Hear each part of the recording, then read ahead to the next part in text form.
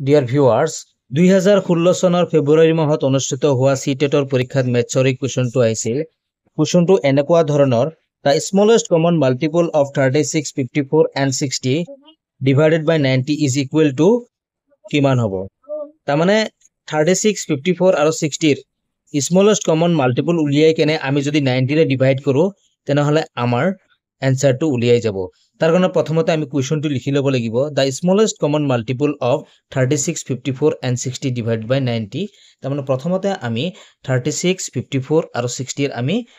smallest common multiple টো উলিয়াই ল'ব লাগিব তাৰ কাৰণে প্ৰথমতে আমি লিখিব লাগিব যে 36 54 আৰু 60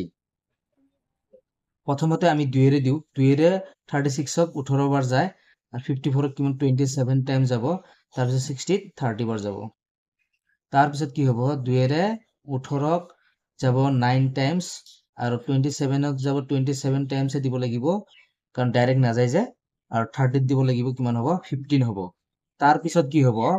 3 ৰে দিব লাগিব 3 9 ৰ ভিতৰত 3 বাৰ 3 27 ৰ ভিতৰত 9 বাৰ 3 15 ৰ ভিতৰত 5 বাৰ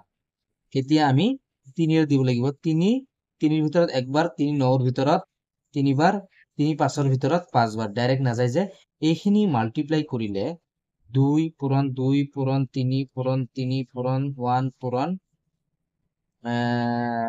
3 পূৰণ 5 মাল্টিপ্লাই কৰিলে আমাৰ হ'ব